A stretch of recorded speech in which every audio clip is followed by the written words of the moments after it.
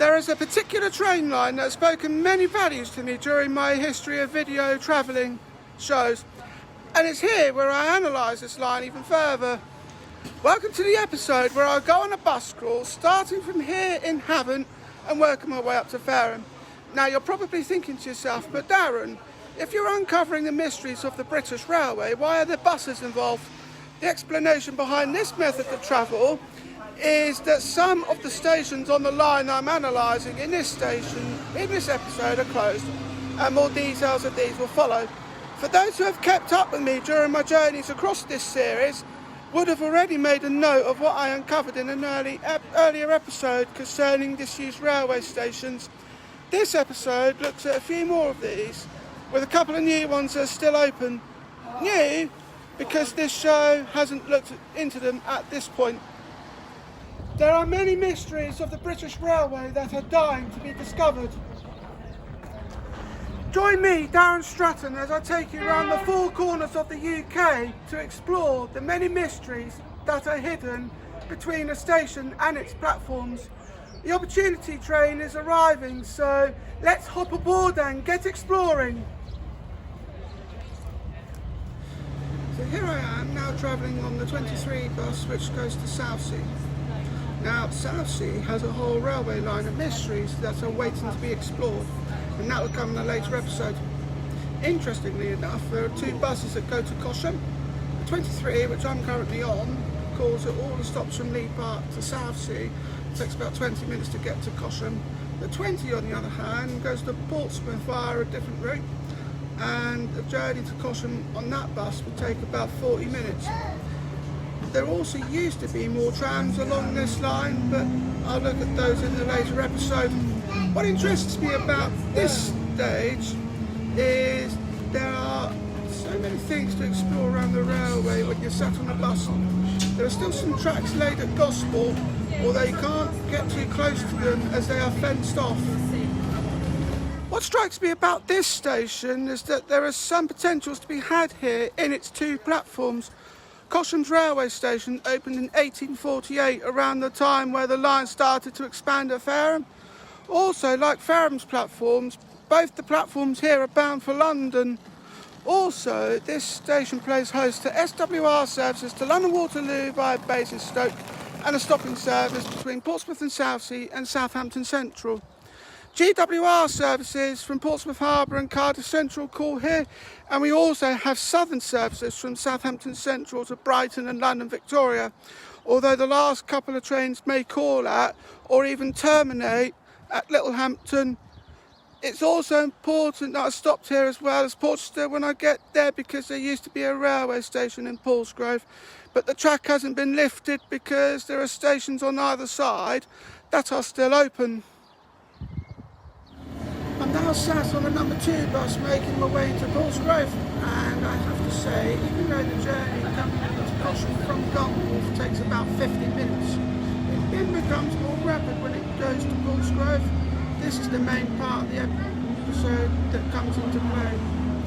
I'm chasing old railway lines, and even though there are some stations that are still open, for example Cosham and Porchester, I can still see where old stations used to be, and potentially start to theorise what would have happened if the station remained open. It's also interesting to note that the stations that closed throughout the 20th century were mainly halt stations. More details to follow at the next location. Now this is something worth noting. The station here in Paulsgrove was closed after a very short spell.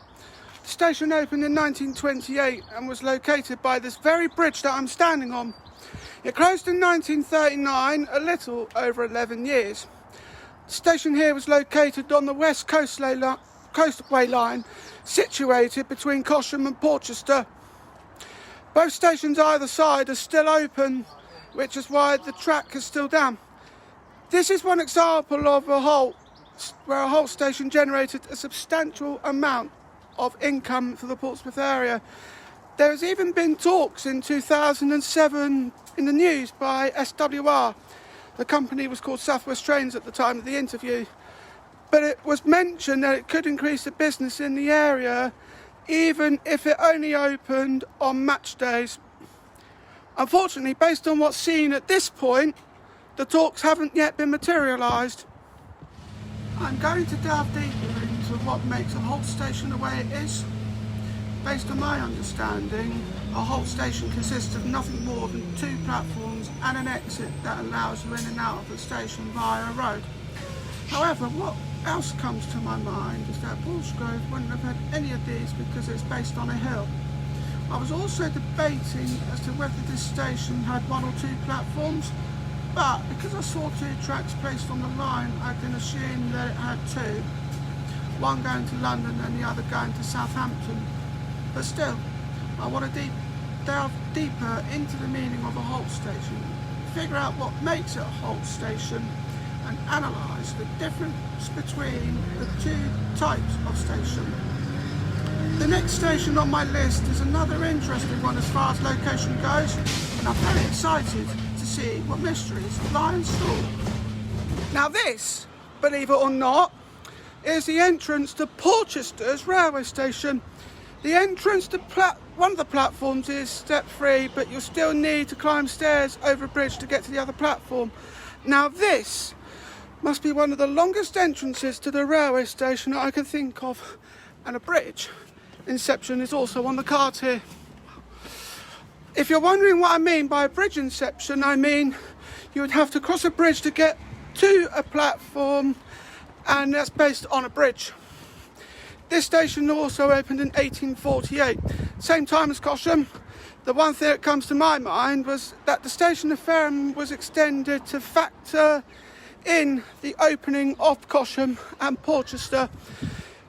The main operating companies that use this station are SWR running trains to Southampton Central and London Waterloo via Basingstoke, and Southern services from Southampton Central to London Victoria. As I was planning the route for this episode, my research came out with mixed results. Organising the buses up to Fareham had been easy because the buses around Havant and Cosham are frequent. However, things after Fareham quickly became complicated. The next 2 buses I needed at this stage would have been a 20 running from Fareham to Wickham and a 69 that would have gone from Fareham to Winchester, and this would have also required a change at Bishop's Waltham. That's not the complication of this episode. The main complication comes in where I had to work out the journey times of these 2 buses, and a major complication of this episode is based on the frequencies of them. The 69 buses from Fareham run every 60 minutes, and the journey from start to finish lasts about 90. The 20 that goes to Wickham runs every 70 minutes, but the journey lasts 31 minutes. So unless I would have figured out a way of getting to the last few places of this episode, it was that, or I thought, do I either curtail the episode to finish at Fareham or split this episode across multiple days? I also considered grabbing a 67 from Winchester to Petersfield, but that was quickly shelved because I realised the 67 buses to Petersfield run every 2 hours on a weekday and every 3 hours on a Saturday. Therefore, based on my understanding, I've then decided to curtail this episode at Fareham, which isn't too far away now. But it unfortunately means that you only get to see one disused station in this episode instead of the 3 that I promised. But I'll see you soon at Fareham for some more great adventures. Fareham acts as a centrepiece of the 2 lines that branch off on some old lines. Wickham branched off on one line, and Bishop's Waltham served as a terminus station on a line of 4 stations. Since this station opened in 1841, it suffered a major landslip to the north of the area, and it closed off the line coming in from here to Gosport. The landslip cleared 2 months later, and Fareham's railway station still shows plenty of potential, hosting SWR services to London Waterloo, Southampton Central and Portsmouth Harbour. It also does GWR services between Cardiff and Portsmouth, as well as southern services to Brighton and London Victoria. I have a lot of potentials to uncover at this station, and little do I realise that this is only the 2nd time I visited here in this show. I hope you enjoyed the different aspects of the line that ran from Havant to Fareham. I just realised I missed off a station. It's also on the line. My home station in Bedhampton. It's the next station after Havant, and it branches off to the south when a train goes to Hilsea and carries straight on when it goes to Cosham. Join me in the next episode where I meet up with my good friend Brainiac Adam and we look at the 3 stations on Barry. We have some great discoveries to be had there. I have been Darren Stratton and I would like to thank you for watching.